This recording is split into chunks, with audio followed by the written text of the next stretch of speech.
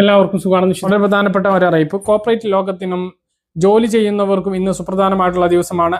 രാജ്യത്തുടനീളം 4 പുതിയ ലേബർ കോഡുകളാണ് ഇന്നു മുതൽ പൂർണ്ണമായും നടപ്പിലാകുന്നത്. ഇതുമായി ബന്ധപ്പെട്ട അന്തിമ ചട്ടങ്ങളുടെ ഔദ്യോഗിക വിജ്ഞാപനം സർക്കാർ പുറത്തിറക്കി.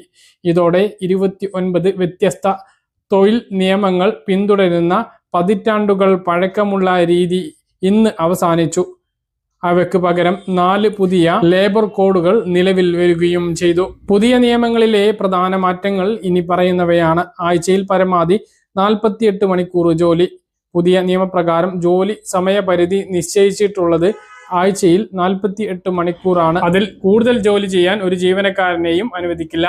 വിവിധ വ്യത്യസ്ത മേഖലകളിൽ ജോലി സമയത്തിലുള്ള അനിശ്ചിതത്വമാണ് ഇതോടെ മാറുന്നത്. കൂടാതെ കമ്പനികൾ ആഴ്ചയിൽ ഒരു ദിവസം നിർബന്ധമായും അവധി നൽകണമെന്നും നിയമപരമായി നിർബന്ധമായിട്ടുണ്ട്.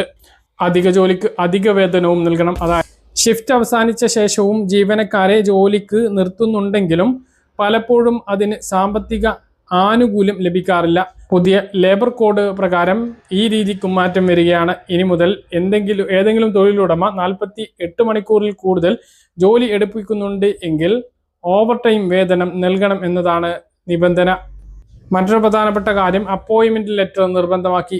ചെറുകിട വ്യവസായങ്ങളിലോ അസംഘടിത മേഖലകളിലോ തൊഴിലാളികളെ നിയമിക്കുമ്പോൾ കൃത്യമായ രേഖകൾ നൽകാത്തതിനാൽ അവരെ എപ്പോൾ വേണമെങ്കിലും പിരിച്ചുവിടാൻ എളുപ്പമായിരുന്നു. ഈ പഴുതുകളും സർക്കാർ അടച്ചിട്ടുണ്ട്.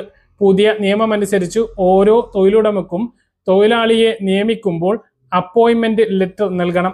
ഇത് തൊഴിലാളിയും കമ്പനിയും തമ്മിലുള്ള സുതാര്യത വർദ്ധിപ്പിക്കുകയും തൊഴിൽ സുരക്ഷ ഉറപ്പാക്കുകയും ചെയ്യും.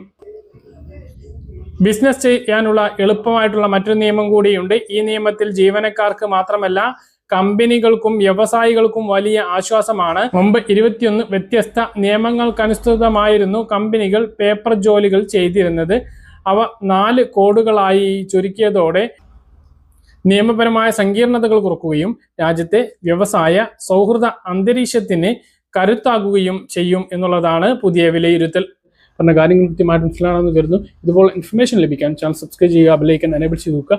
മറ്റൊരു വീഡിയോയുമായി നമുക്ക് കാണാം. ദൂരേക്കും.